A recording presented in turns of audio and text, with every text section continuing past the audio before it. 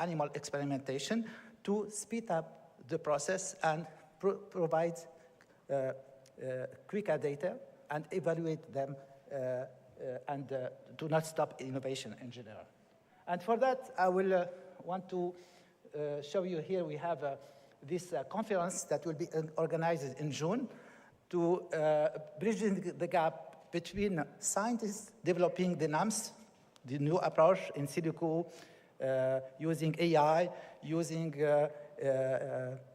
in vitro studies, and to see the added value or comparing to, for example, to animal studies, and bridging the gap from scientists and the regulation parts, and how we can help to speed up the adoption of those approach in our safety assessment.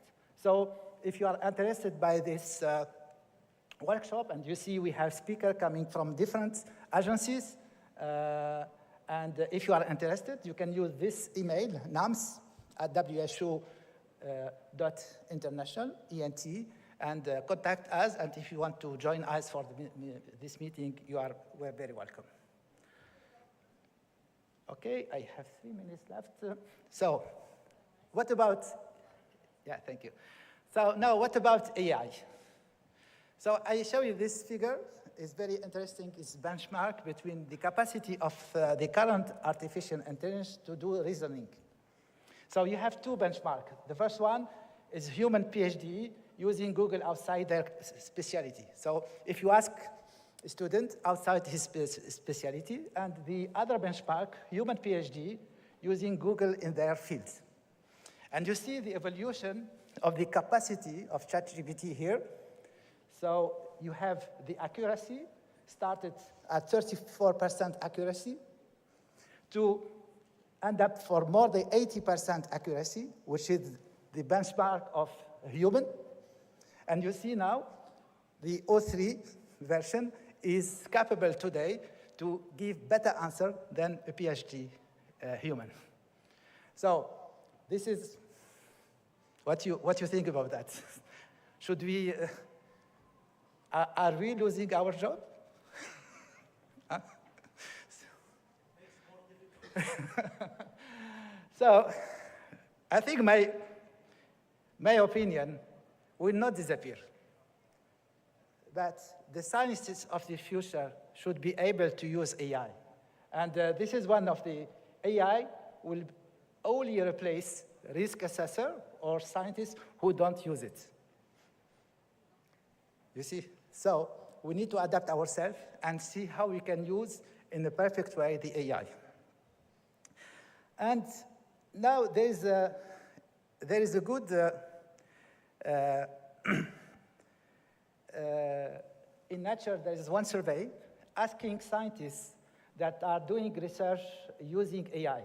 And they ask them the question, who perform better, human or AI? So human are the red one, better, and the blue one, AI, is doing better. And what is the conclusion here? That the task where AI is perceived to perform better than human are the tasks that are relying on heavily processing large amount of text, formatting, data collection, huge amount of data. The machine will be better than us. But if you look at when it comes to judgment, creativity, context, and human relationship, human is behaving better. So if you look at that, there's no fear. So we will continue to work together with the AI. AI will not replace you. And here they have some pros and cons, and I will not go through all of them, but you see that there is some pros: productivity, capacity of information retrieval, evidence integration for big data, multimodal, toward explained AI. And the cons, plagiarism, yes, of course. Sometimes, yeah, you are taking things that are not produced by yourself, bias, data gaps. Hallucination is something very important because as the human being, they have this capacity to hallucinate they create something that doesn't exist. But be careful when you have answers from ChatGPT, you need to check them. Okay, and in my conclusion, so I try to show you here what is important, the importance of science, and that science provides the basis for food safety guidance, but preventing foodborne illness depends on all of us taking the right action. So this is the call for 7th of June to continue to celebrate science and talk with the government to help us to continue to collect the right data, to continue to support the research for data generation and for business and for the consumer. So continue to promote the importance of science. And I think with that, I will stop here. Thank you very much.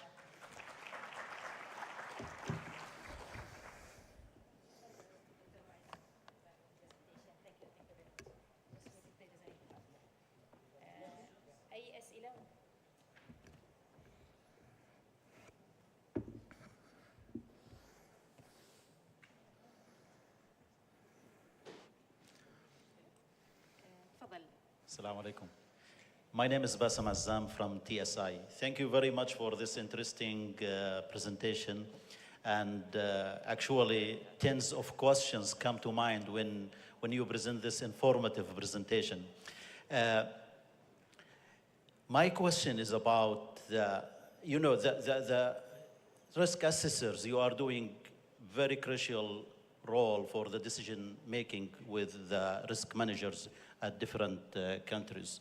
So I noticed that you have mentioned about the daily intake as one of the factors, inputs for the risk assessment. Mm-hmm. The question is, how do you handle the current situations of the speed, very, very quick or very speed changes in the customer behaviors or consumers' behaviors with the power of the social media nowadays? It's totally different 20 years back from today. Thank you very much.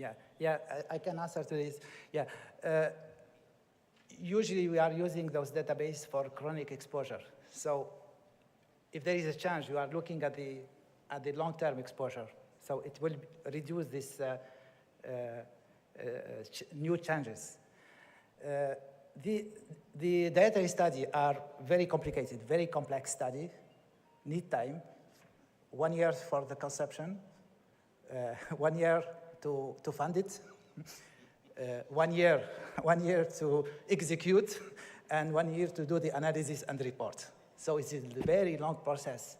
And I think now, with all the new technology, with the AI, we can do better. So we can think about continuing survey to get the intake. So people, they have their smartphone with them every day. So we can have this sort of sentinel. You have random people that are volunteer to report using smartphone, for example, with application. And I think we can speed and we can see better and timely the new change of the behavior of the consumer. Thank you. Thank you. There is any other question? في أي سؤال آخر؟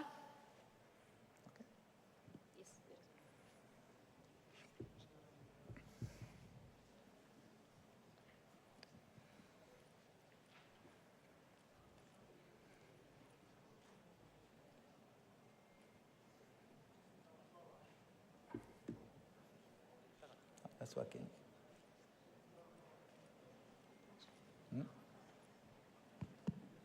بسم الله الرحمن الرحيم.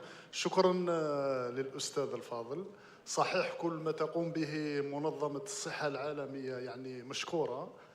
كلنا نستعملوا توجيهات تاعها والوثائق تاعها سواء في التشريع سواء في التكوين سواء في التحسيس. سؤالي فقط هو تكلم عليه الخبير في المقاربة الحالية الشاملة حول صحة واحدة. العنصر البيئي في تقييم المخاطر حاليا كيف منظمة الصحة العالمية تدرجه في تقييم المخاطر بالنسبة لسلامة الأغذية ولا تقييم المخاطر بالنسبة لسلامة الأغذية. السؤال الثاني، بما أن منظمة الصحة تشارك في الجامنو في لجنة الخبراء للتغذية أيضا، التوجيهات المتعلقة باستعمال البروبيوتيك في الصناعات الغذائية هل هي يعني متقدمة ولا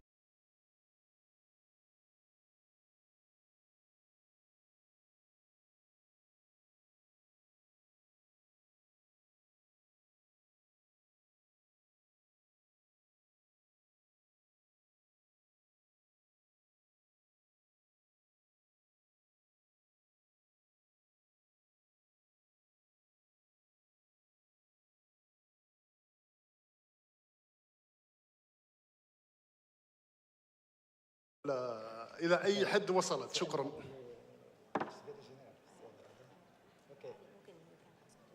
Yeah, I will ask the second question quickly. There is a request from the Codex, one of the Codex committee to work on probiotics. So we are looking at it with our colleague from FIU, and we are waiting for a more precise question, because I didn't say it, but risk assessment, the more important of risk assessments is the problem formulation and have the good question, okay? And this is ongoing, but you are, as you know, complexity of funding the scientific advice. So we are asking when Codex Alimentaris and country are pushing for more and more for very specific risk assessment to have. The priority risk is coming from the Codex committees, but if you want to push for one specific risk assessment, please be very active and proactive within the different Codex committee, the technical Codex committees. Everything is done at the Codex committee, and you can push for specific risk assessment. And we are doing, and when you look at our production, and with all the funding issues, our productivity is very high for the moment. And we are trying to do our best with the small teams, but with the thanks of all the member states to support our activity. Supporting our activity is not only money, but having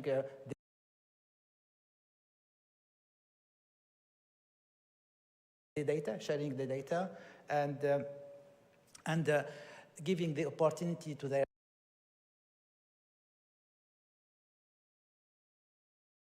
experts to come and help us to do those risk assessments, because I want to repeat that is very important, because a lot of people, they don't know it, that our experts are not paid. They come at voluntary basis. Okay.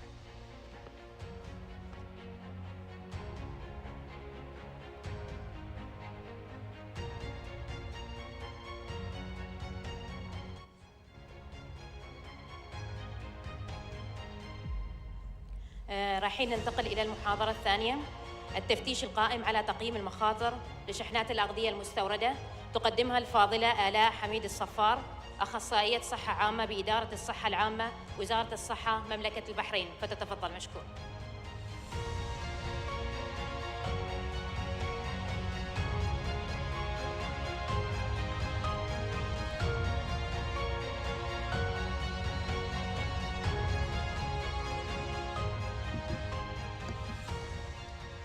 بسم الله الرحمن الرحيم. Assalamu alaikum wa rahmatullahi wa barakatuh. I am truly grateful today for being here, and I would like to take the opportunity to sincerely thank the Sultanate of Oman for this excellent arrangement and warm hospitality.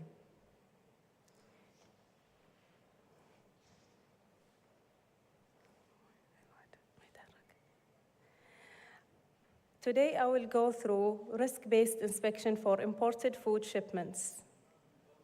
But first of all, I would like to give you a short brief about Food Control Section.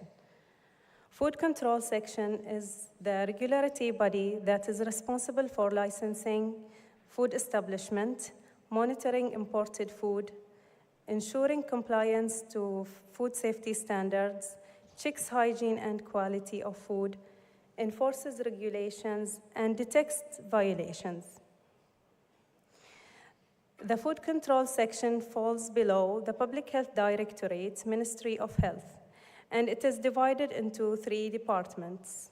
The first department is the licensing. The second department is the domestic food safety. which is responsible for the local inspection and food industry in the Kingdom of Bahrain. The third department is the Imported Food Department, and it is consisting of the air cargo, King Fahd Causeway, and Khalifa bin Salman Port. The role of Imported Food Department. The main role is to inspect imported food at all ports of entry to ensure its safety and compliance. Verifying documentation compliance with national food safety laws and the GSO, such as the certificate of origin and the laboratory tests. Assessing risk levels and determine whether to release, detain, or reject food shipments. Random samples of food products according to the policy of sampling of the food control section. Cooperates with all stakeholders like customs and the Chamber of Commerce. About risk-based inspection, it is a modernized inspection that uses science to target high-risk food products and businesses. Unlike traditional methods, it emphasizes prevention. It identifies risk factors and evaluates control measures' effectiveness. This approach optimizes resource allocation, for example, time, human resources, and financial resources. Risk-based inspection procedure. First of all, we collect and analyze data. Then we target high-risk shipments. We do visual inspections to ensure compliance with requirements and specifications. Random samples will be drawn according to the quality assurance policy of the food control section for food sampling. We record observations for the food shipments entering the country. Criteria used to prioritize sample collection for the laboratory analysis, food sensitivity and rate of spoilage and potential health risks for consumers, sensitivity of age groups consuming the food, results of previous food analysis, country of origin, and food consumption rate. Samples are collected based on food groups and the probability of associated risks. As you can see here, food products are divided into food groups to determine the frequency of sampling. I would like to highlight that all shipments are subject to various variables. Sample frequency varies by origin, past lab results, product type, brand, visual inspection, and recalls. All first-time shipments will be detained for the laboratory tests from all the food groups. We'll go through a few examples of food groups. We can see here the meat, poultry, fish, seafood, and their products. After getting the satisfactory results from the lab, they will get a release up to 6 shipments within a year, and the following shipment will be detained for the retesting. For the branded pistachio and nuts and the branded honey, after getting the satisfactory results from the lab, the following 3 shipments will be released, and the 5th shipment will be detained for the retesting. For the non-branded pistachio and nuts and non-branded honey, all shipments will be detained, and samples will be taken from each and every shipment. Spices, tahini, and sauces, the following 3 shipments will be released, and the 5th one will be under detention for the retesting. Due to the sensitivity of infant and baby food and special dietary foods, beside the satisfactory results from the lab, other documents are required, like the ISO certificates and an accredited Satisfactory results from an accredited lab, valid good manufacturing practice certificate from the country of origin. For beverages, water, flavored water, eggs, milk, dairy, jelly, and jam, the following shipments will be released, up to 6 shipments, and the following shipments will be detained for the retesting. Important things to consider during food sampling. Samples should be identical from brand, size, weight, packaging, country of origin. Random samples should be taken, and the samples should be representative and enough. Samples should be sealed and labeled. Use sterile tools to prevent samples from contamination and damage. Wearing gloves to prevent sample contamination. We maintain temperature while sampling and transport. Key outcomes of risk-based food inspection: ensuring food safety to minimize risk to consumers. Preventative approach to identify hazards before they escalate. Reduce financial loss to lower costs related to recalls and waste. Efficiency and time saving streamlines inspection processes. Client satisfaction, build trust and compliance. Improve testing accuracy and outcome, and enhance decision-making with reliable records. Thank you all for your attention. شكراً آلاء على هذه المحاضرة التي كانت تهدف إلى أهمية فحص الأغذية المستوردة في المنافذ الحدودية للتأكد من سلامتها. الحين نبدأ بطرح الأسئلة للفاضلة آلاء. يعني أي حد عنده أي سؤال يتفضل.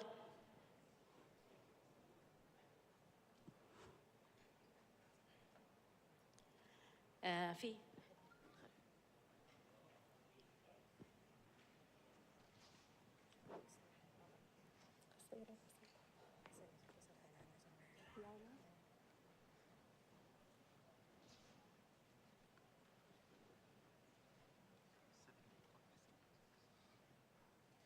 يعطيك العافية أخت آلاء على هذا العرض القيم، لكن عندي سؤال بخصوص شهادات المنشأ والفحوصات اللي بترافق المنتج المستورد أو اللي بيكون داخل على البحرين. هل يشترط بأنه تكون نتائج الفحص أو شهادة الفحص من طرف ثالث؟ لأنه خلال العرض ما تم التنويه لذلك، فللتأكيد وشكراً.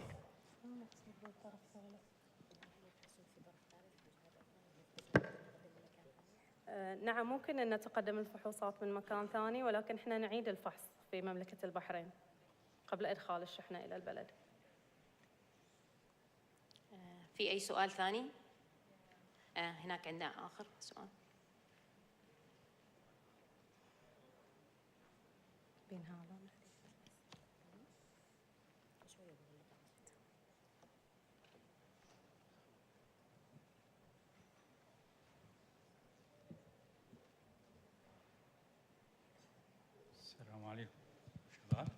السلام عليكم. شكرا أستاذة آلاء على طرحك.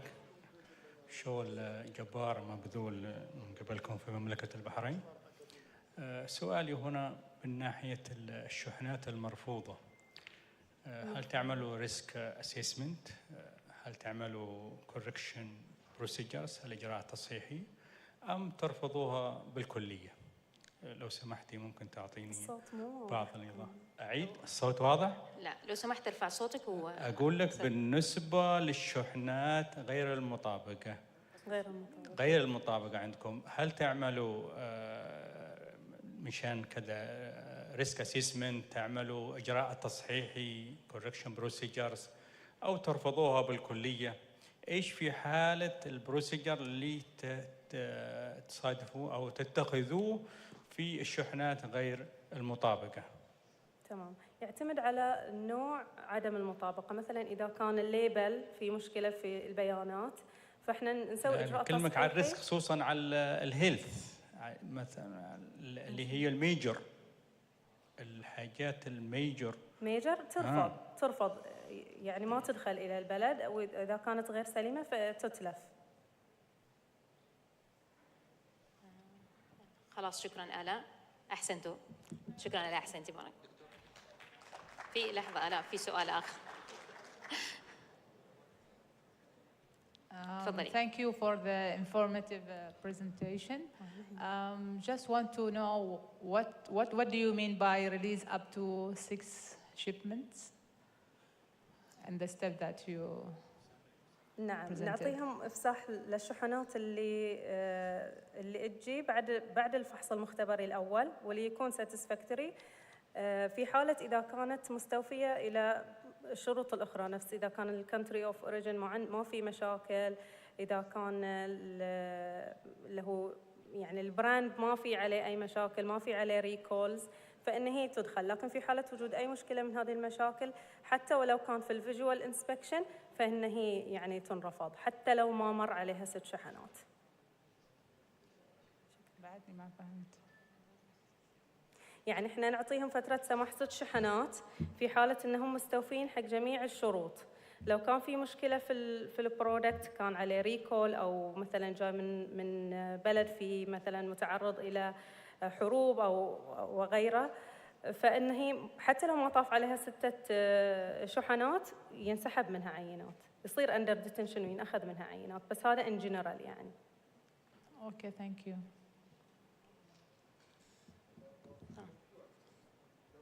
Yes, we can have one more question.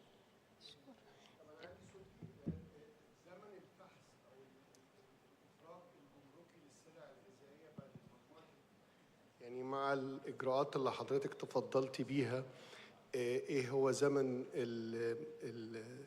بيسموه زمن الإفراج الجمركي اللي موجود للسلع الغذائية في مملكة البحرين، بدءا من وصول الشحنة لحين الفسح أو الإفراج عليها؟ هو يعتمد على يعني اجراءات المختبر في الفحص المختبري. احيانا اذا يعني كل ما زاد عدد الفحوصات المطلوبه حق الشحنه، فهي اكيد بتاخذ وقت اكبر بالافراج يعني عنها. متوسط، انا بس يعني في حضرتك عارفه في ستاندر محطوط المفترض ان هي ما تاخذ اكثر من 7 إلى 10 ايام. تمام، اشكرك. شكرا آلاء، أحسنتي.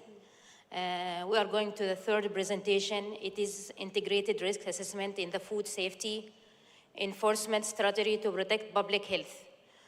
Let's welcome Dr. Richard Spring. I'm sorry, there is a QR code لتقييم المحاضرة.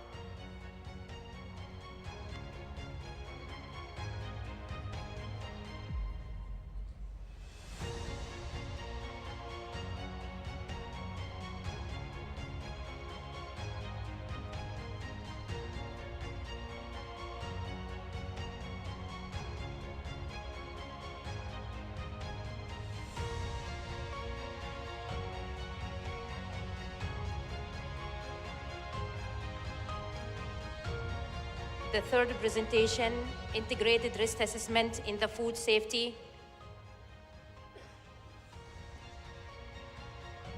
In the food safety enforcement strategy to protect public health. Welcome Dr. Richard Strategy to the stage.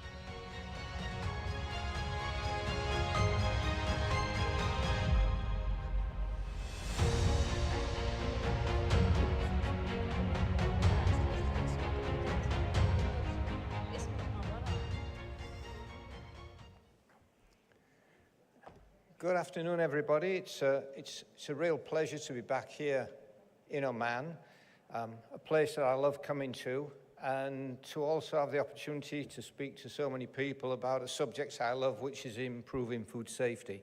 So thank you for the organisers for giving me an opportunity for both of those pleasurable objectives. So we're using risk assessment to aid regulatory decision-making and enforcement. It's very important. What's the reason behind it? Just a couple of things. For those of you that don't know me, which is probably the majority, I've had 55 years experience of working in food safety as an enforcement officer for 30 years, as a trainer for most of my professional career, and with Highfield for the last 25 years. I particularly enjoy developing food safety training courses and working with inspectors and training inspectors. The company I now work for, which is active in Oman and throughout the Middle East and worldwide, is Highfield Qualifications. Some people know it as HABC, and you can see the details there, but essentially we're involved with qualifications and training materials, particularly in food safety. So when we're talking about doing risk assessment in food safety and in regulatory food safety, what's the reason for that? And we're all the time in enforcement looking to reduce effectively the number of food poisoning cases. When we're talking about protecting health, it's wider than food poisoning. Obviously, it's food complaints and all sorts of other things. But essentially, we need to get down the high levels of food poisoning cases throughout the world. These are statistics relating to some of the countries with the most developed epidemiological surveillance systems. So they collect this information. Most countries don't collect this information. If you want to do risk-based inspection, you need this kind of information. And you can see there, just out of interest, the World Health Organization extrapolate that there are something like 1 in 10 people will get food poisoning annually. That's not an actual figure, that's a strong guesstimate. When you look at, it's interesting, however, when you look at the other countries, you've got Canada, which has got 1 in 8 people, Australia, 1 in 5, the US, 1 in 7, and the UK, which is interesting, 1 in 28. And I must stress that although these are interesting, you can't, even these, you can't strictly compare them to say that the UK has got the best hygiene system. But from those figures, that's what they say. But it's to do with the way they are collected, enforced, etc. So the figures are just a guideline. Probably, if you are looking to compare hygiene in different countries, maybe you should be looking at food poisoning outbreaks because they're fully investigated. Again, some people are much better at investigating outbreaks, some countries than others. Again, just to reinforce what we're talking about with food poisoning and foodborne outbreaks, why it's so important, there's just some examples. There's hundreds, thousands of examples you can give. And starting in 2013, where we had 1,444 people ill in 12 EU countries, plus another 162 in the USA, involving hepatitis and frozen berries. Just to indicate, you get food poisoning now. Once you get it in one country, because the food is distributed to so many countries, you're going to get it in many other countries. A lot of these won't even report that they've had it because they don't have a surveillance system to take account of it. Then we've got later the same problem with Egyptian strawberries. Just an example of how it spreads around the world. In France, 2015-16, unpasteurized soft cheese, 10 people dead from salmonella. Unpasteurized soft cheese, unpasteurized milk is a dangerous food. I call that, or describe it as a dangerous food. 2017 and 18 in South Africa, polony, which is like a meat, a cooked meat, 1,000 plus affected, 204 died. The investigations are still going on into that, which was caused by listeria. 2024, more recently, in the States, where we have an outbreak of boar's head involving deli meats, again listeria, 10 people dead. So even with the countries with the best systems, arguably, on food safety and whether they're doing risk assessment, etc., with the enforcement, you can see the kind of outbreaks we're getting. So, moving on to enforcement. What are the main purposes of an effective enforcement system? We've already heard in the introduction, it's about the objective, the main objective is protecting public health. However, the other thing you've got to do is make sure there's what we call a level playing field, a consistency of approach among the inspectors and among the food businesses. So those that don't practice good hygiene, because hygiene costs money, food safety costs money. People say, oh, a mistake's expensive. That's true, but a lot of people take the risk. And therefore, premises with no training, no proper cleaning, and so on, have much lower costs. And people that don't follow the standards required by enforcement, that creates a problem. So we need to have consistency. And the other important feature to me, and there is an argument about this, but I always felt as an enforcement officer, our job was to provide advice and guidance, because the majority of smaller businesses do not have the expertise to understand what is happening with regard to food safety. Now, maybe you can introduce legislation to, and I'll talk about that later, to require them to provide somebody with that expertise, but in the absence of that, most small businesses rely on enforcement officers to provide guidance on food safety. Now, I've put the definition of risk assessment up there, but I look at it more in determining priorities of using enforcement resources to determine where you're going to spend those resources. Where is the greater risk? Which premises? And how are you going to allocate resources accordingly? And if you're going to have a risk assessment,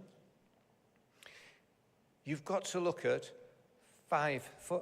four things here that I've put, which is basically food safety legislation, inspector training and competency, epidemiological surveillance, auditing, both internal by the premises and external, and food hygiene rating systems. It's not one thing in isolation, and there was 5 there. Thought I'd lost one. Now, let's start with food safety legislation then. So with your legislation, it's got to be achievable. That is a major problem. I see legislation from practical experience that cannot be achieved. And I'll give you an example of this, and some people might disagree with it, but this is just from my experience in the UK and in many other countries. You cannot implement Codex HACCP into the majority of catering businesses. It's not possible.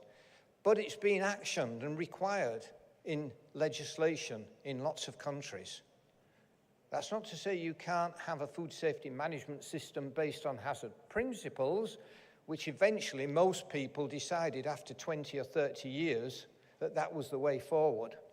And most countries, that's what they do now.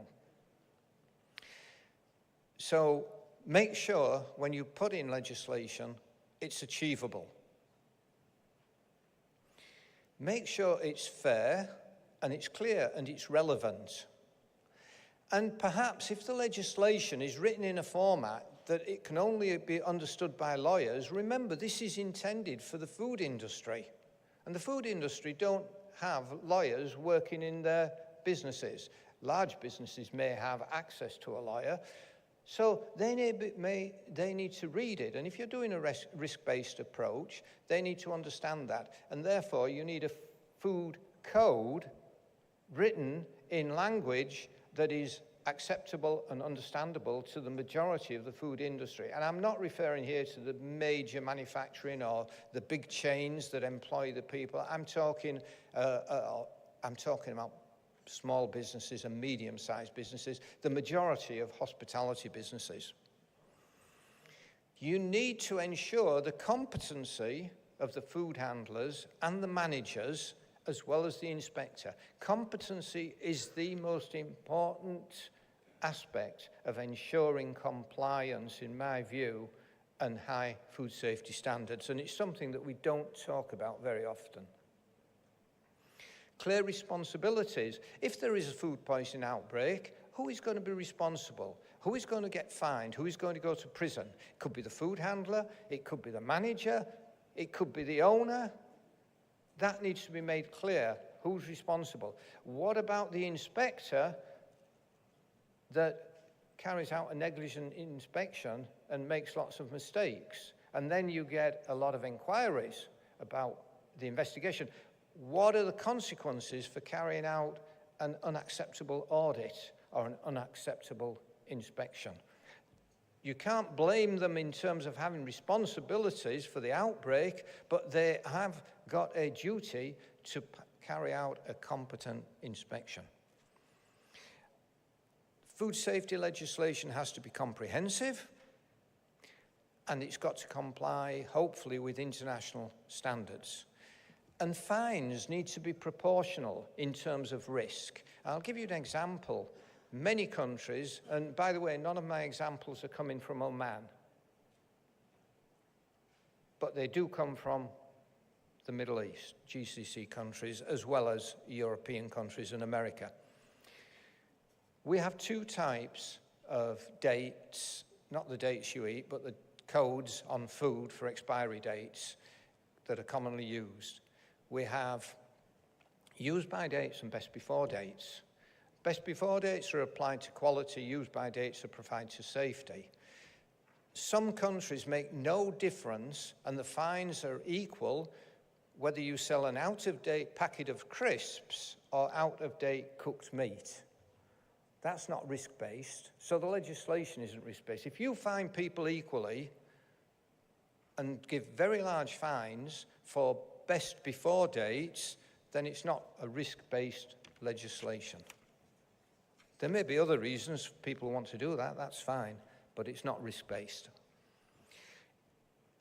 I honestly believe, thinking about this when I was asked to talk about it, that if you want to have a risk-based, an effective risk-based enforcement system, then you need people employed within every food business that can understand that and implement it, because that's the objective. You're not working in isolation, you're working as a team, inspectors need to work closely with the food industry. And so what I am looking at is that every business should have a manager in charge of food safety. That's not employed, that's not a hygiene manager, that is not employed as an additional person. That is somebody perhaps like a chef or a manager who takes on that responsibility. And that's a system that we have in Dubai. It's called a person in charge.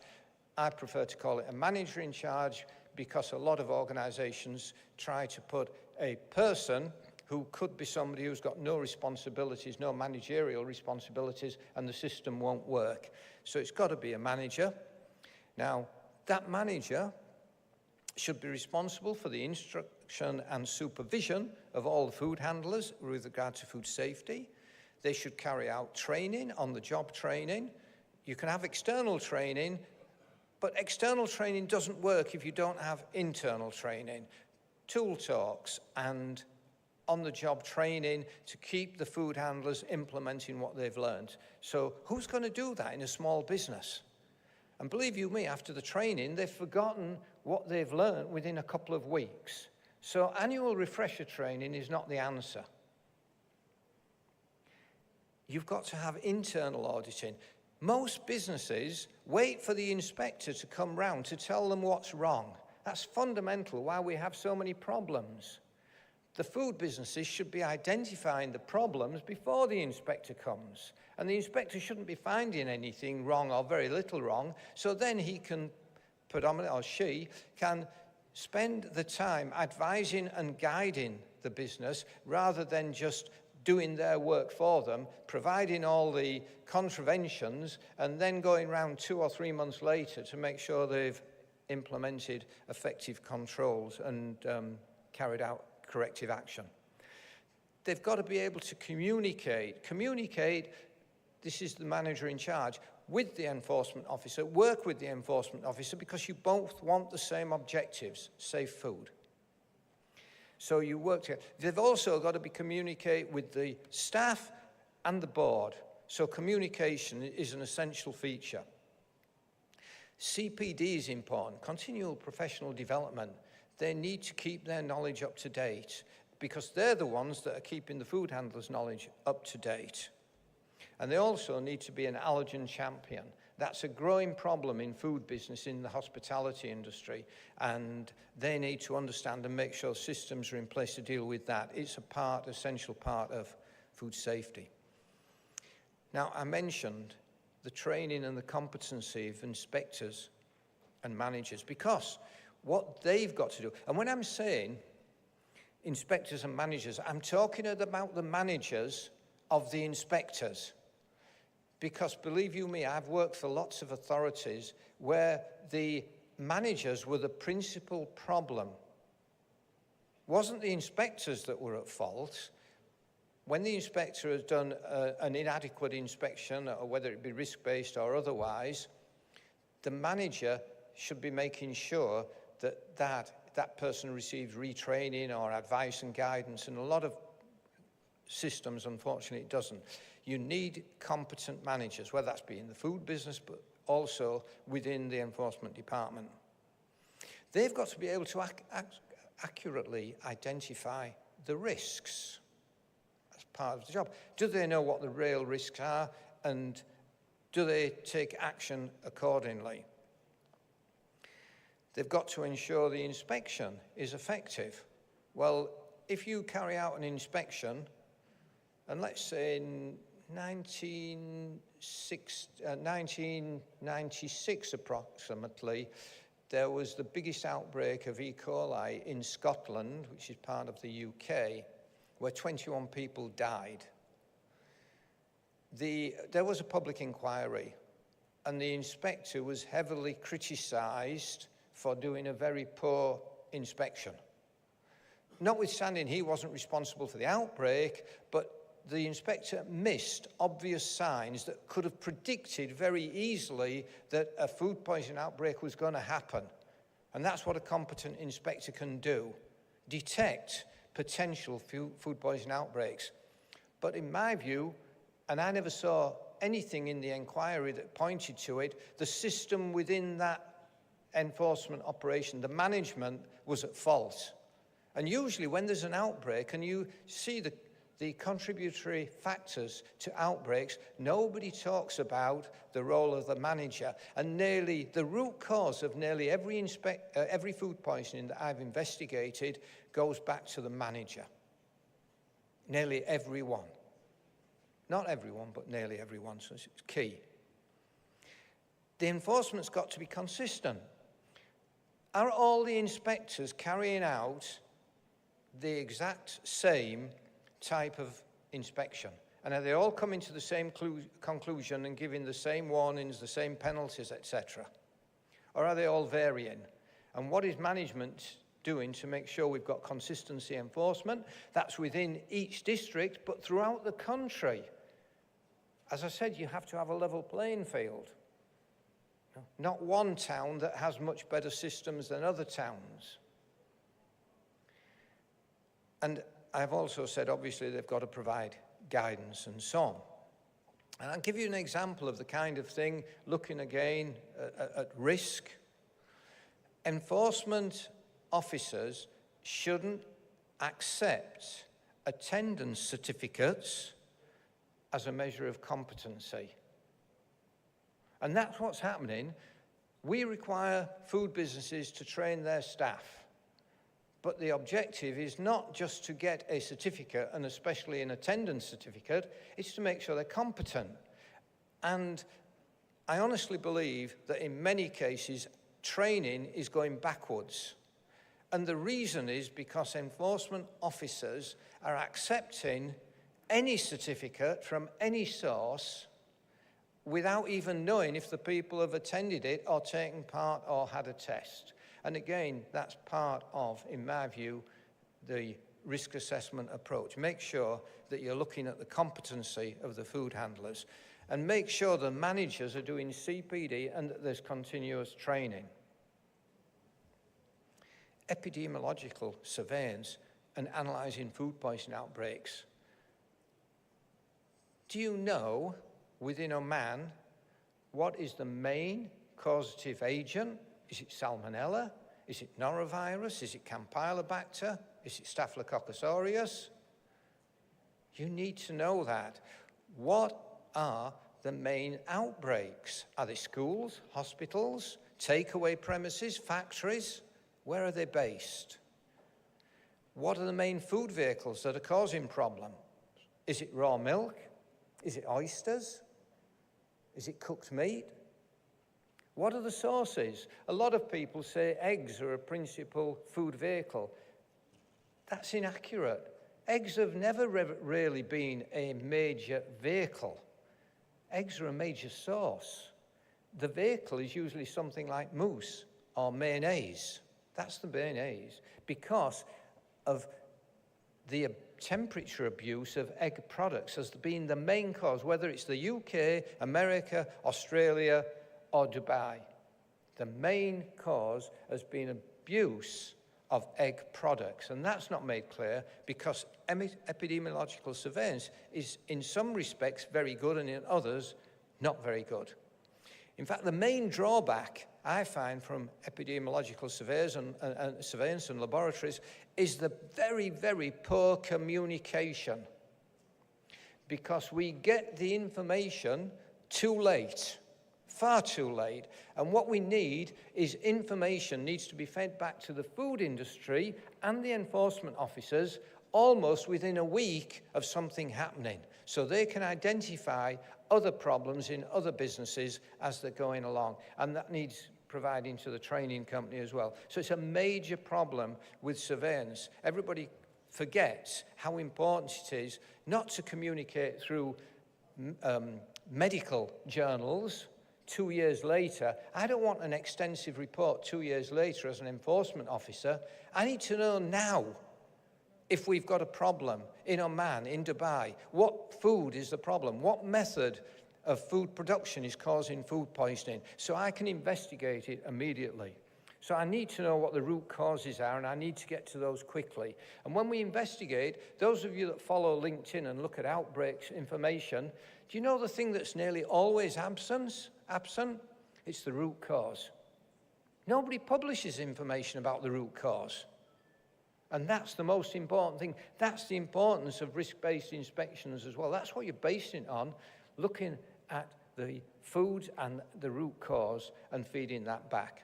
And also, obviously, looking at the people involved, and other speakers have referred to that, and looking for Dr. Richard, you vulnerable have groups. 5 minutes more. Thank you.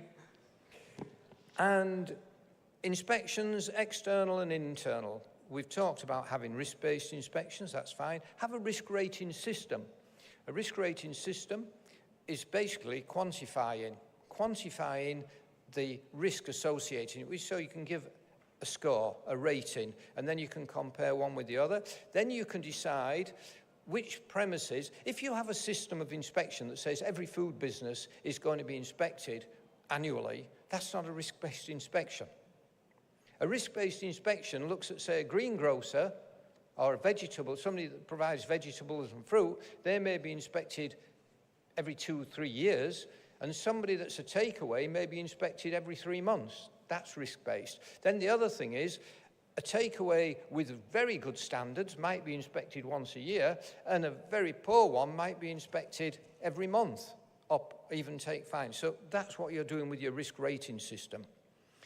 Training of inspectors. You don't just train inspectors and say, yeah, they're qualified, I've been an inspector for 10 years, and what other training have you had in that time? What CPD have you gathered? Just because you're an inspector doesn't mean that you've got the right level of continuous knowledge, so you've got to keep up to date with that. You've got to, managers have got to monitor what inspectors are doing, they've got to manage the risk-based approach, and there's got to be accountability for mistakes. And there's got to be effective communication to businesses. So, food hygiene rating system, finally. I think it's great to let the public know which businesses have got the best standards. And there's quite a few countries now are using a rating system, a transparent rating system for the public. So you know when you go to a takeaway, is it a 1 or is it a 5? One of the things I haven't got time to talk about, we make food safety too complex so people can't understand it. That's the major problem. It's okay for universities to have it as complex as you want. It's okay for institutions to make it complex. But for the food industry, it's got to be made straightforward. It's got to be simple. And I see schemes that people put in. They're so complicated, it takes a professor to identify and find the way through it. It's quite straightforward. You have a numbering system or a starring system of 1 to 5. You have awful, poor, average, good, and excellent. And that gives you consistency. It's so straightforward. You can dress it up as you want, you can put whatever points to it. But at the end of the day, if that business has got a 1 or a 2, my advice would be don't use it. And to the enforcement people, I'd say using a risk-based approach, that should be fined or closed. Simple as that. 5 is what you're aiming for. I haven't got time to go through this slide because I'll overrun. The final thing I'd say is if you're doing a risk-based inspection approach, it shouldn't be done in isolation. It's not going to make a difference if you don't put in lots of other measures with it. It's only part of us improving food safety. All of those things, and I don't know whether the slides are going to be available or not, but all of those things, if you want to improve food safety, a risk-based inspection approach is a partnership with the food industry, trainers, consultants, organizations like the World Health Organization, FAO, and so on. It's everybody working together, communicating quickly and effectively. We're too slow at communication, and there's no excuse for that now because everything's available immediately on the internet. You know, digital food safety is so quick, so why are we so slow at getting reports out? That's, I don't know. But thank you very much, everybody. I'll finish there. Thank you. Thank you very much, Dr. Richard, for the wonderful presentation. If there is any question, please.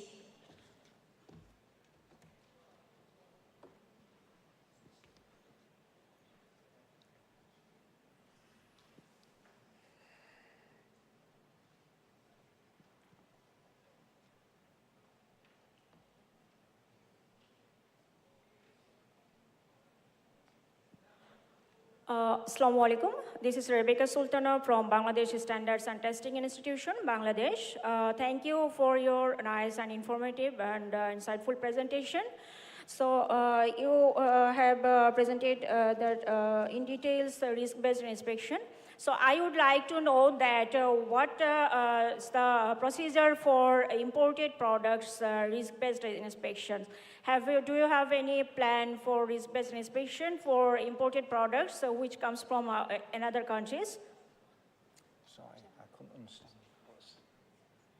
In case of imported products which comes from another countries. Sorry, your question is not clear. Is the risk-based inspection procedure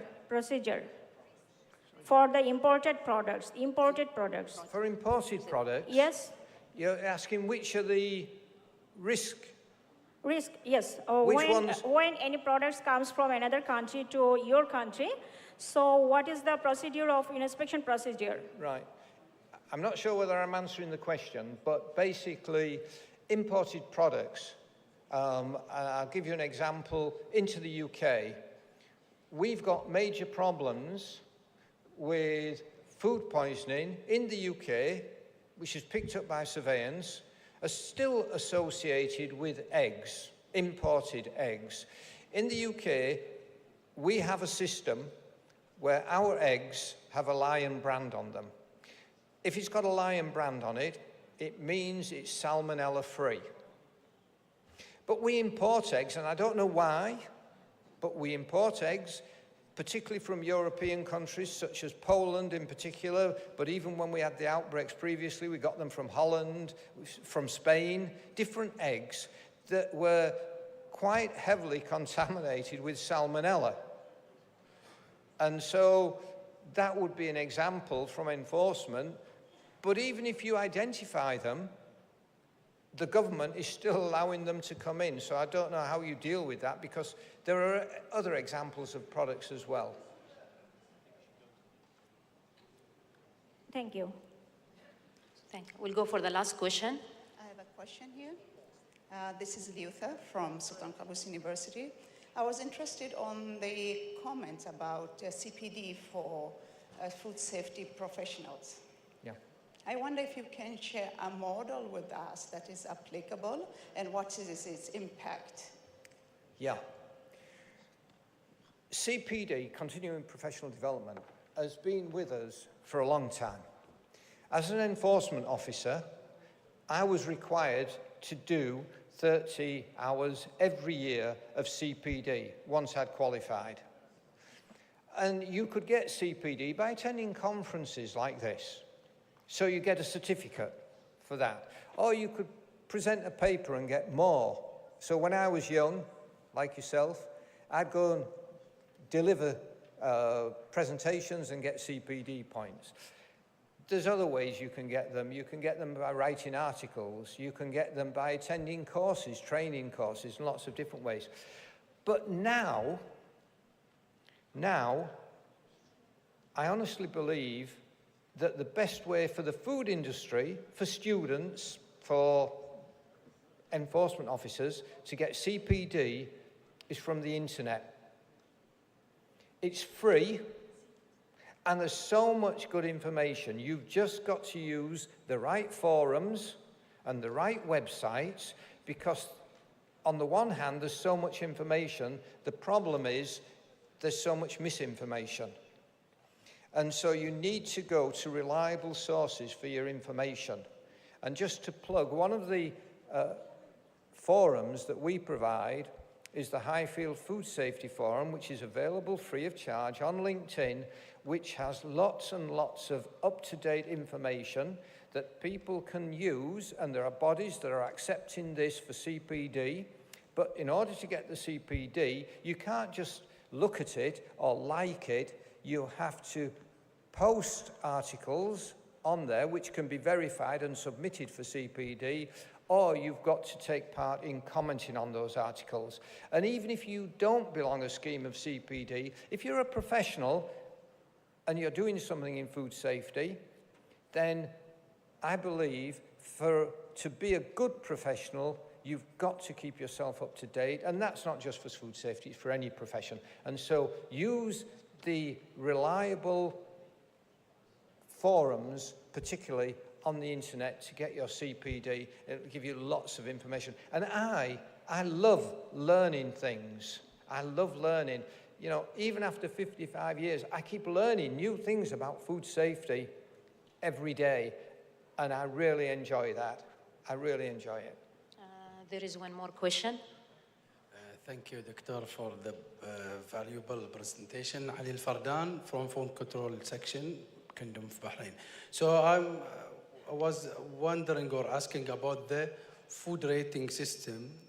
Actually, we are on the final stages of establishing one food rating system will be published for the public. But don't you think it will give too much pressure for the institution itself to make rating and re-evaluating?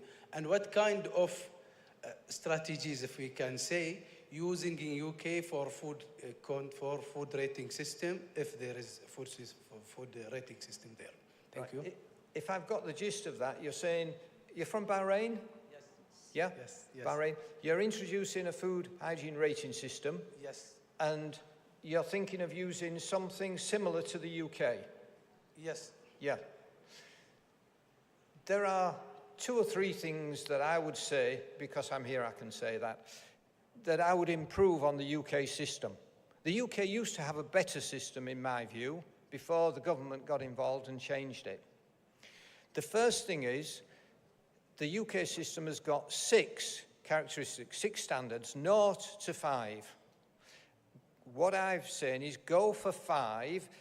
Sounds simple, but it's easy to distinguish 5. It's not easy to distinguish 6. So that's one thing that you can improve on the score. And it's easy then to get consistent, because every inspector should know the difference between awful, poor, average, good, and excellent.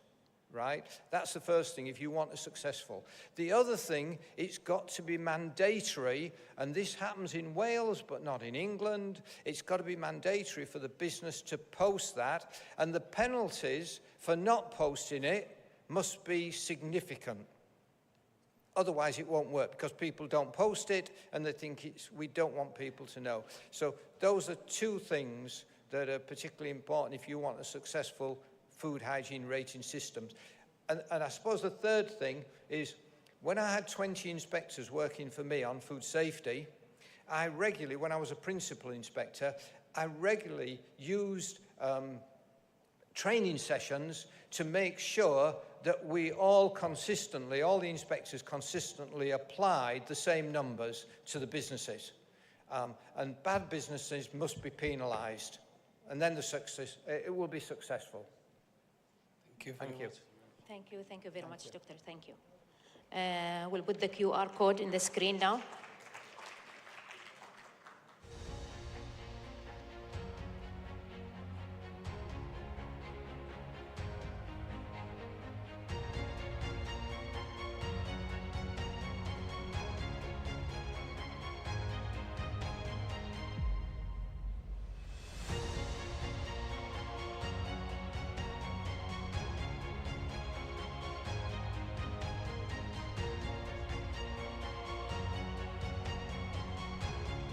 The last presentation for this session, importance of data quality in the risk assessment supporting food regulatory decision.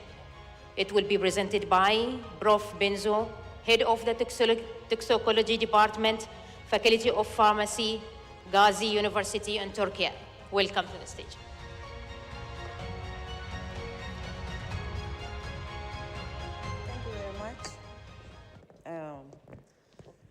Thank you very much for organizing committee to invite me to share my information with you.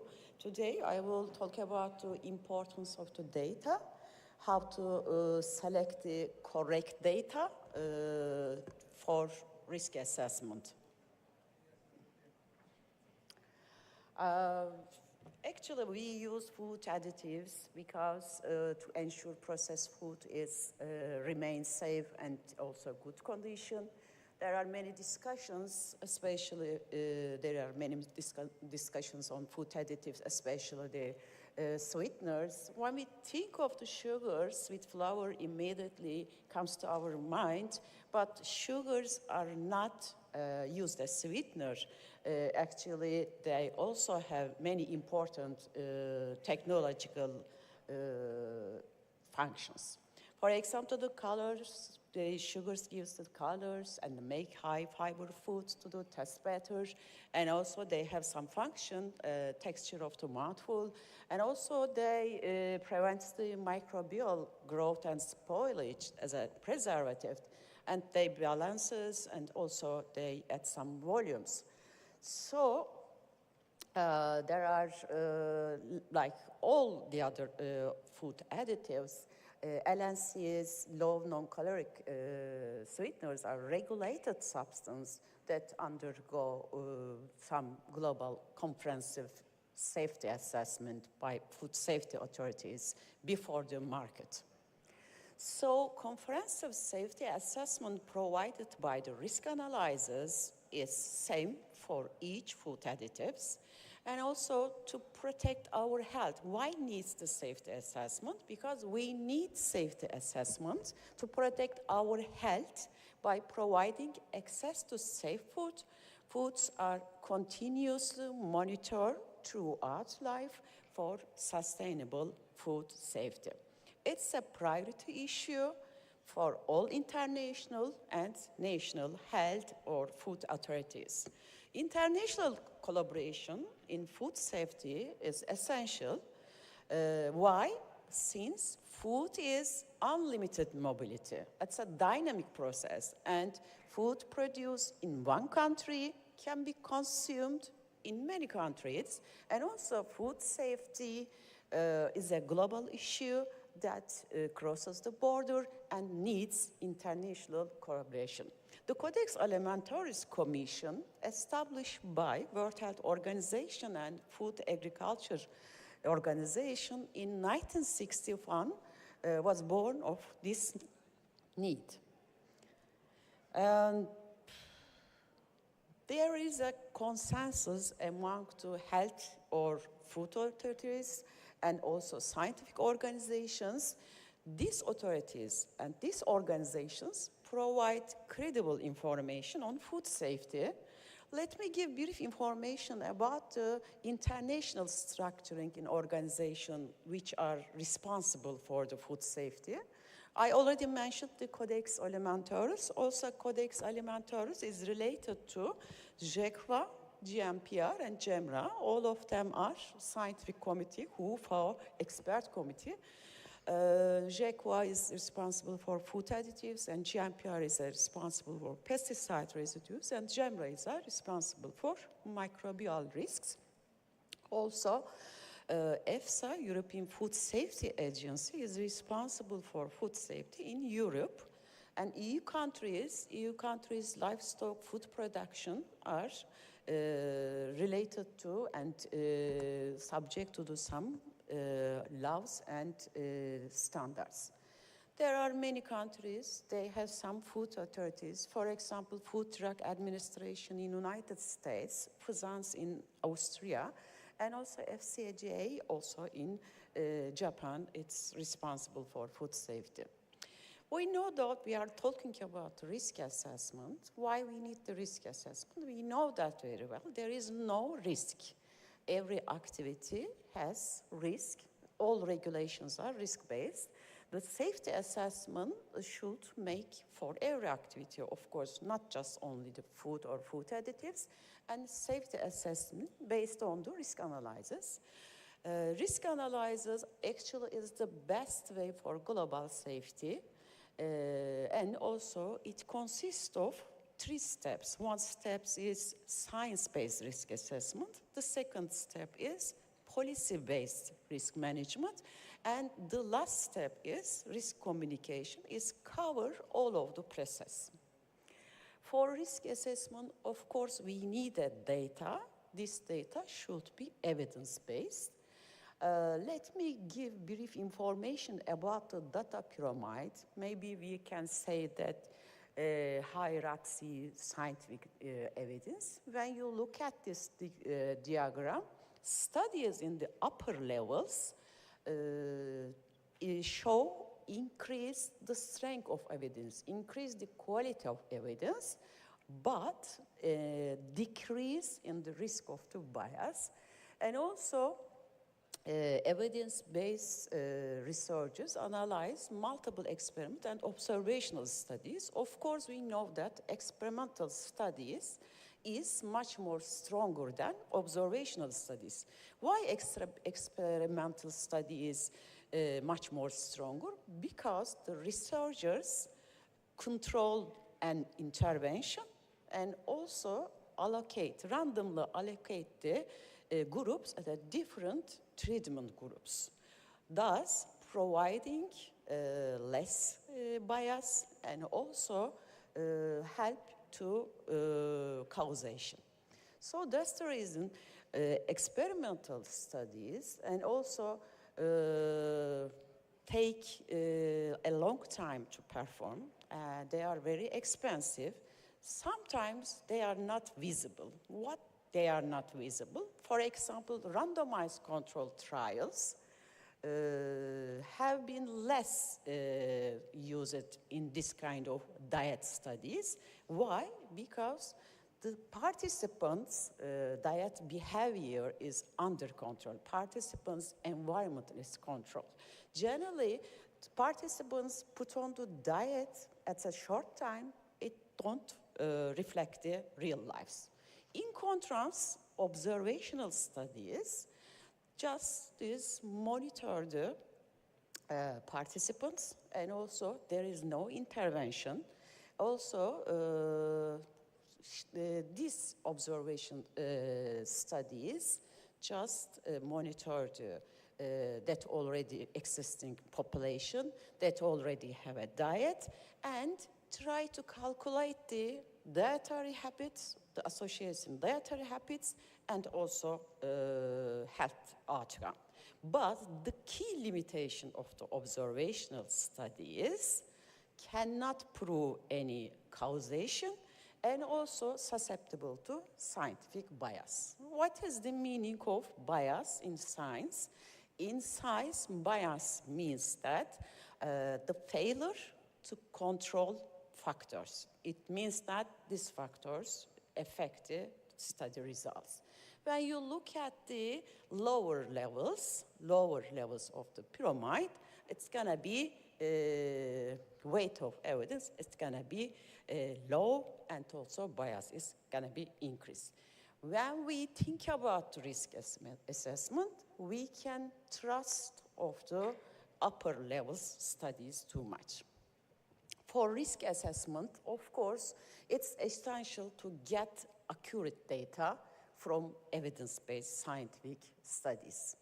That's the reason critical reading is important. Critical reading help us to choose the correct data. Not all scientific research is reliable and valuable. Every article, of course, published in a peer-reviewed scientific journals may not be worth considering, so we have to check this study is credible or not. If it is credible, if it is right, you have to use this data. To understand the scientific evidence correctly, it's important when gold standard experimental evidence is either absent or limited. Regulatory can turn into use observational evidence. So for non-scientists, it's very crucial to interpret correctly this evidence. It's essential to understand the methodologies and the results and also the limitations. But I would like to remind again, observational studies cannot prove causation. We have to be careful for confounding factors. For example, in this paper, age, body mass index, cigarette smoking, this kind of confounding factors affect risk and this among the groups, and also they not fully accounted for in these observational studies. And also selection bias is very important. For example, I choose the study group. This study group, study participants, is very healthy. Maybe a very risky group compared to the normal population.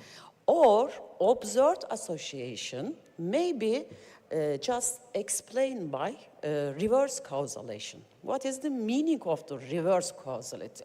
For example, we found the association between poor diet and depression. This doesn't mean that the poor diet caused to the, of course, depression. And also, information bias is important. We applied the questionnaire to the participants. These participants self-reporting their situation. Generally, self-reporting can be unreliable. And also publication bias. For example, we did the we perform the experiment. After that, we would like to publish this one. But if we have a statistically significant results, it's easy to publish. But if not, it's to get the statistically significant results, it's gonna be low rate to publish this study. How to read and evaluate scientific paper, especially for non-scientists, maybe policymakers.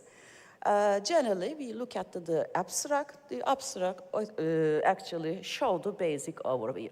Especially the study type is important. When I already mentioned about the data pyramid, it's gonna be upper level study types, it's valuable. Why? Because weight of data, quality of data is increased in the upper levels. So in the abstract section, how samples are selected, how collected, how stored, and also what is this study type, and also there are some result is presented in the abstract section. We have to know the meaningful of this result. For example, hazard risk, risk ratio, it means that if they are greater than 1, there is a risk. If smaller than 1, it's gonna be, there is no risk. If it is equal, it means that there is no comparison, there is no difference between the groups. So we have to know that the meaning of the results. And also, bias is very important. Confounding factors very well controlled. And also, confidence intervals. If we talk about the risk has a confidence interval. So confidence interval touches or crosses the 1 number, it means that it's a no risk. So if you have a wide confidence intervals, it means that your result is imprecise. If you have a narrow confidence intervals, it's a good and precise result. And also conflict of interest is very important, especially some financial interest. So how do policymakers know which risk or which level of risk should be regulated? How to decide that? So there is 3 options actually. One is different authorities use various risk thresholds. It can be subjective, but it is useful to compare the in-common certain risk. The second option, a risk matrix is created and made to identify which risks are serious, which risks are less harmful to the human. And the third option is risk prioritization among the risk made according to the potential impact of the risk and also the probability of occurrence. For effective policy, policymakers need to know causality, need to know the causes for a particular outcome. Policymakers considering how to decrease for example, how to decrease the injury from shark attack might be presented with evidence that eating ice cream is associated with increased shark attacks. We know very well ice cream does not cause shark attacks, and also swimming in shark-infested waters can occur in warm weather when people eat ice cream.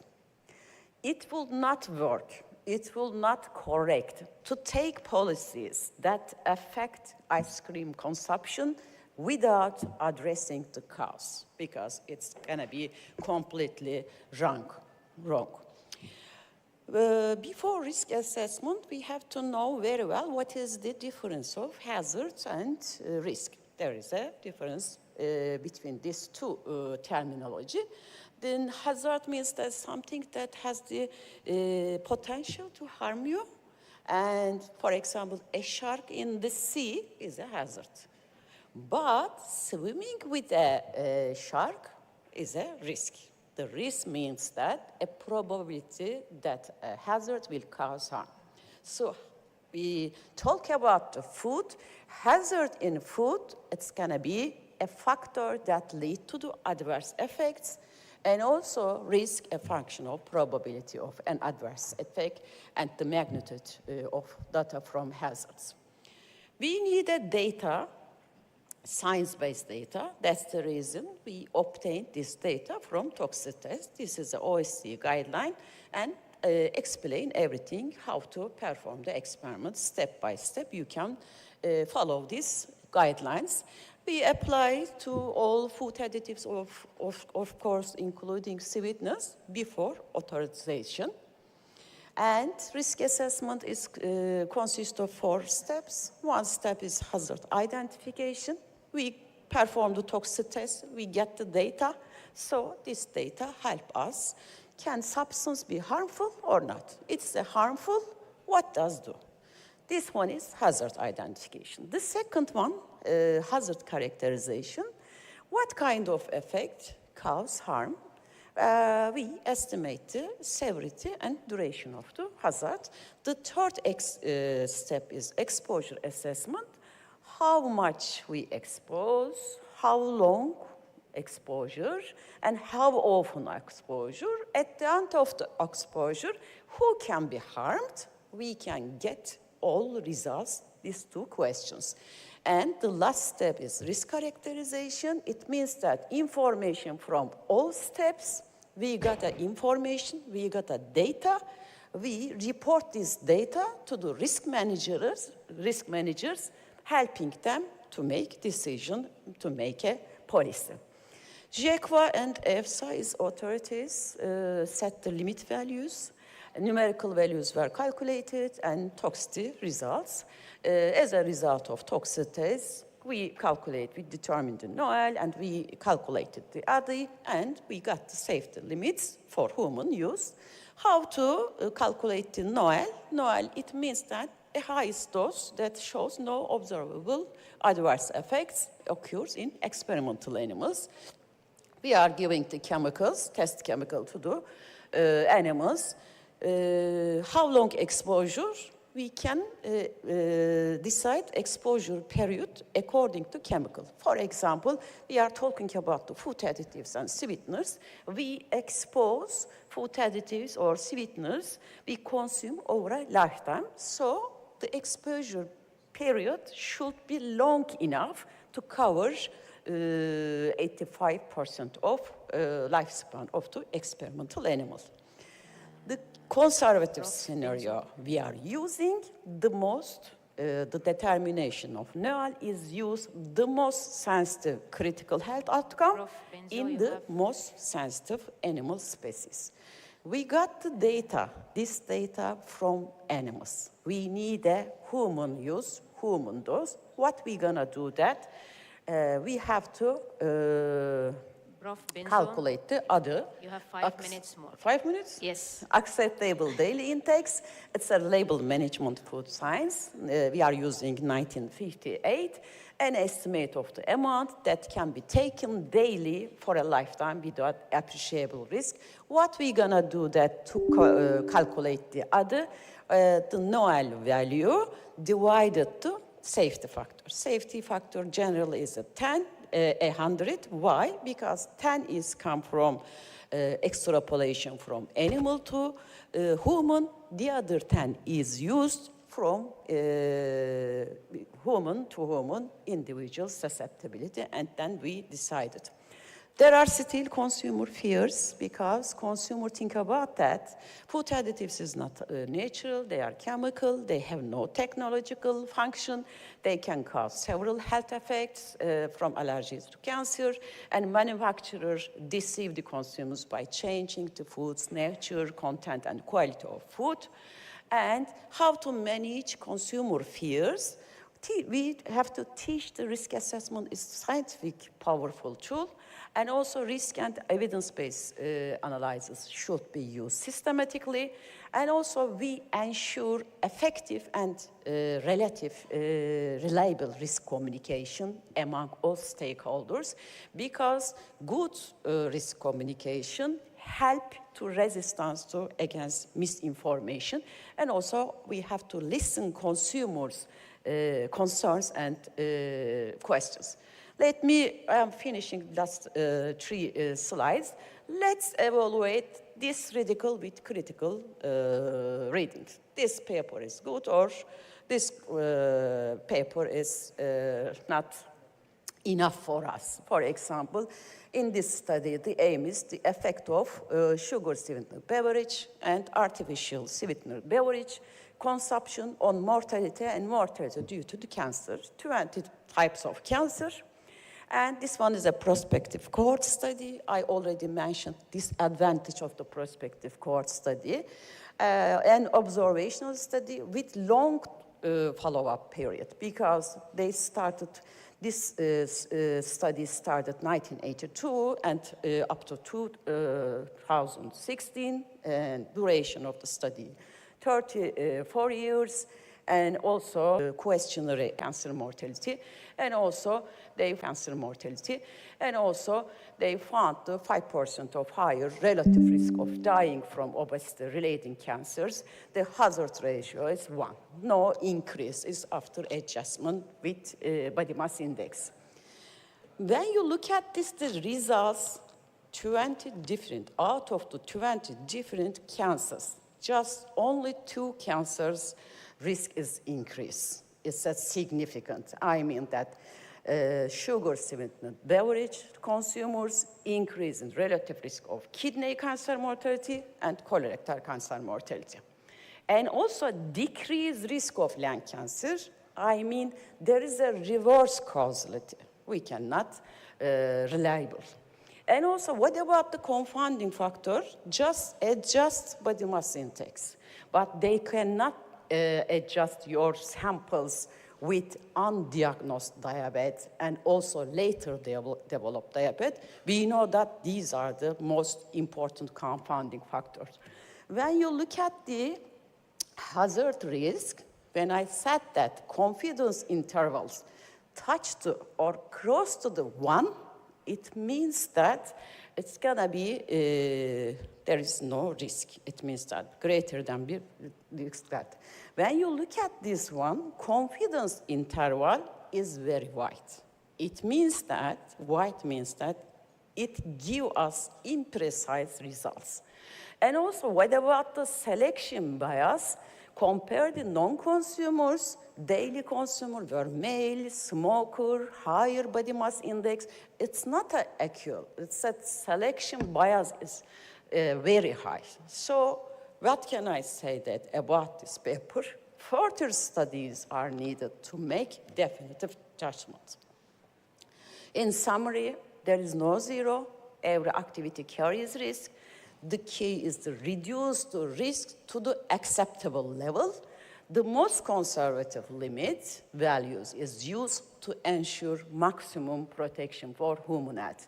Accurate data selection and understanding and interpreting scientific studies are critical in risk assessment because data of risk assessment provide information to risk managers to make legislation.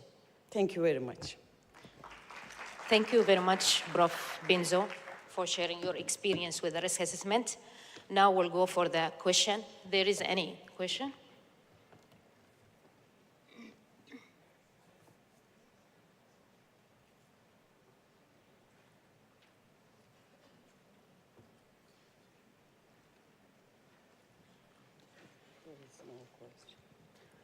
Assalamu alaikum.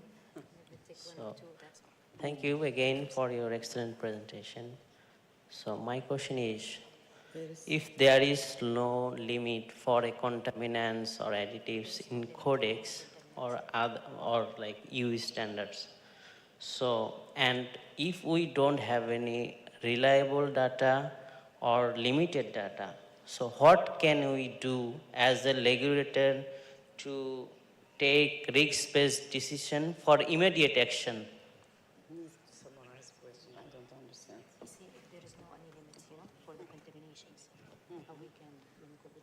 Also, there's not just the food additives, also for limit values for contaminants, as far as I understand. I already mentioned in the Codex Alimentarius Commission, there is a GMPR is responsible for the contaminants, and so that's the reason they studied like in food additives and the other things. And of course, I mentioned ADI, acceptable daily intake, because I am talking about the food additives. But MRL, maximum residual limit for use, as used for the contaminants. Also, the same risk assessment applied to the contaminants. I don't know, I replied to questions. There is a limit, but this limit. Also, we are using the same risk assessment, just the numbers of different maximum residual limit. If you not access the maximum residual limits, everything is okay. If you access this amount, we are talking about some inspections before speakers. They mentioned that, for example, some countries, after inspection, pesticide residue, it's gonna be high because they cannot, I think, inspect very well, or they cannot maybe control this one. Of course, we have a limit. International and also national authorities have some legislations about that. Thank you.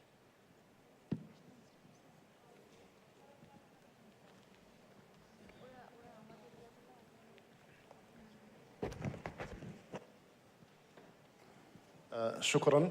بسم الله الرحمن الرحيم. شكرا على المداخلة القيمة على تقييم المخاطر.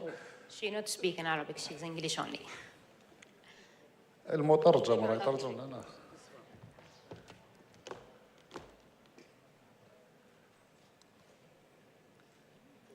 ايه وندور لا.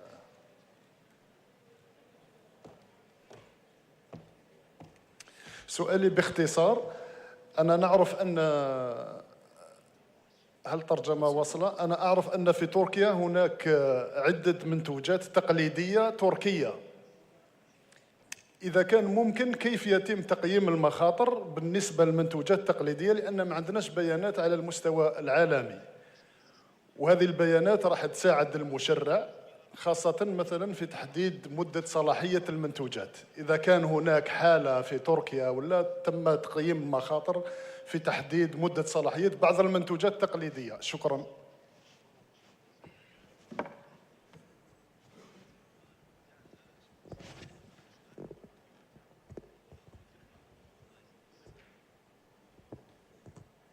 Actually, I don't understand. You are asking we are making the risk assessment about our products?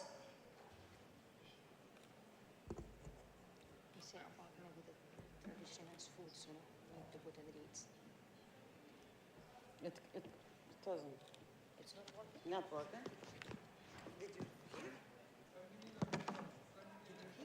انت تسال الحين على الاغذيه التقليديه صح؟ او الصناعات على اساس تحدد تواريخ الانتاج مالها بتقييم الريسك اسسمنت، صح هذا سؤالك؟ He's asking you about the traditional foods. If you want to make the expiry dates, you need to do the risk assessment. Do you have any study on that before? After expire date, of course, we are not using this one. It doesn't necessary to make a risk assessment. It's already expired date.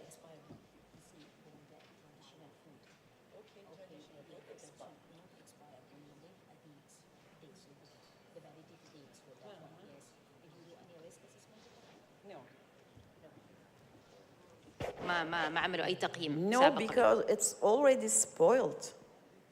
It's already destroyed. We don't need to make a risk assessment.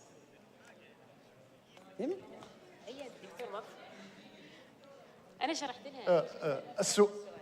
السؤال فقط إذا كان تفهميه بالعربية وتوجهه له هو في تركيا هناك العديد من الصناعات التقليدية. هذه الصناعات التقليدية ليس لها تقييم مخاطر على المستوى الدولي. مثلا حدثت مؤخرا تسممات غذائية كان سببها منتوج تقليدي في تركيا. كيف تتم عملية تقييم المخاطر في هذه الحالات؟ وفي بعض الأحيان هذه المعلومات تساعد في تحديد مدة صلاحية هذه المنتوجات التقليدية. شكرا.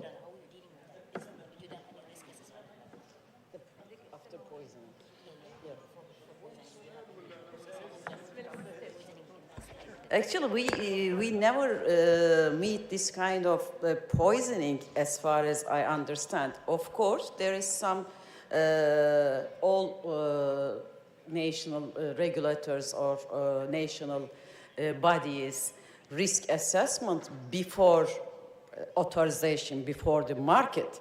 But after that, sometimes it's that the limit values, it's gonna be excess, so we can destroy this one. We are not making risk assessment again because of the, I never heard that it's gonna be poisoning takes place because of our traditional foods.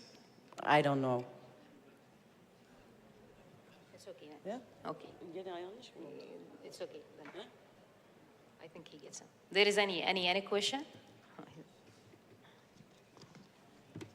It's okay. Thank you very much. Thank you very much.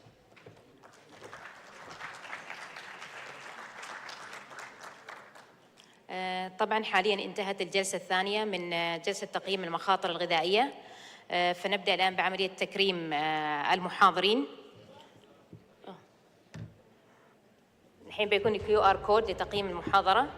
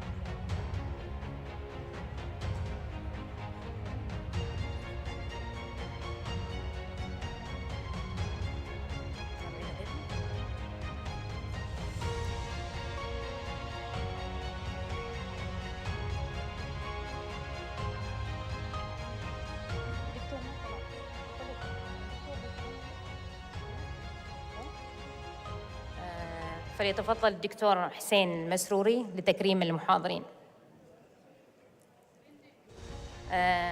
دكتور بريندينغ رينج, please be in the stage.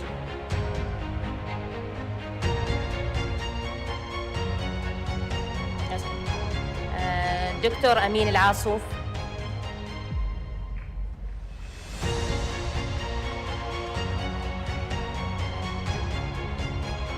خالد الغفار, مستر خالد الغفار.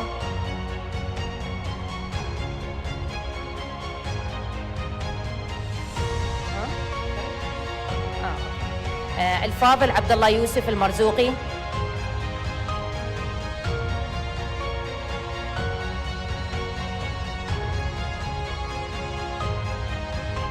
نوف سعيد مرزوقية.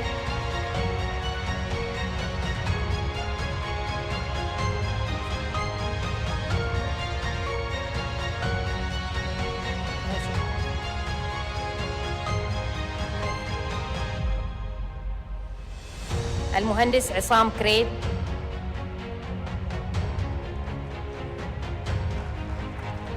المهندسة نعيمة الخروصية.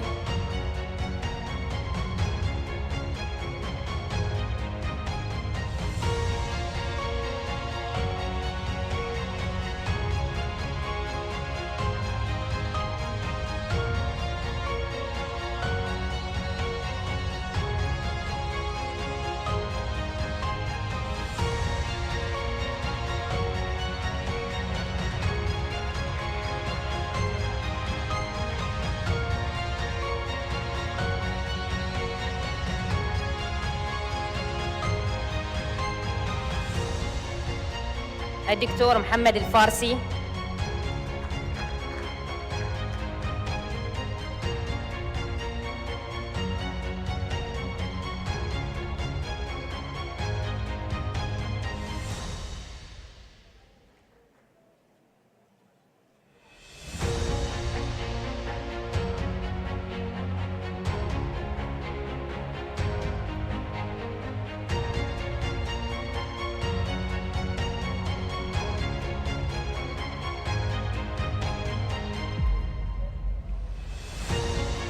الدكتور معز الصانع.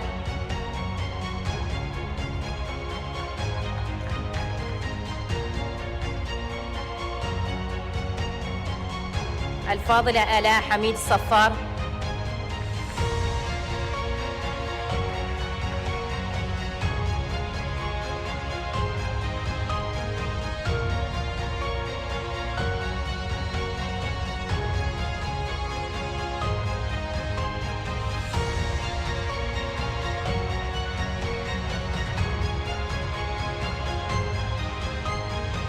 دكتور ريتشارد سبرينغ.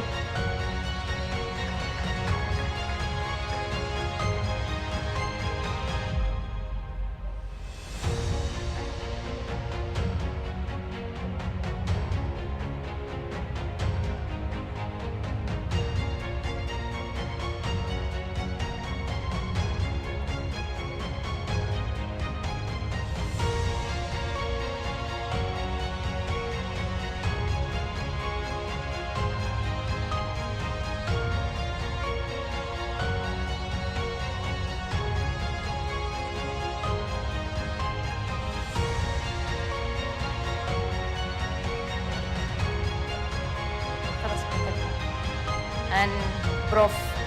Benzo.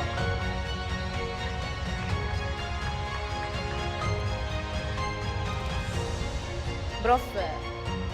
Excuse me, Prof.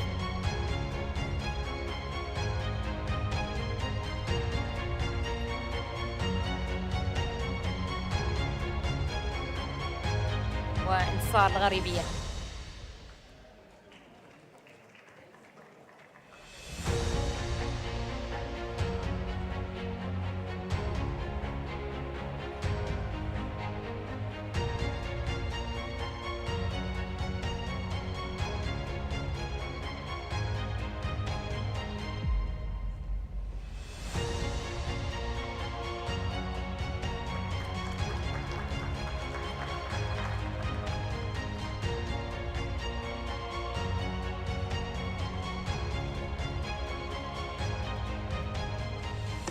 شكرا دكتور، شكرا لكم جميعا. الحين وجبة الغداء وبتكون في الدور الأول لمدة 40 دقيقة إن شاء الله.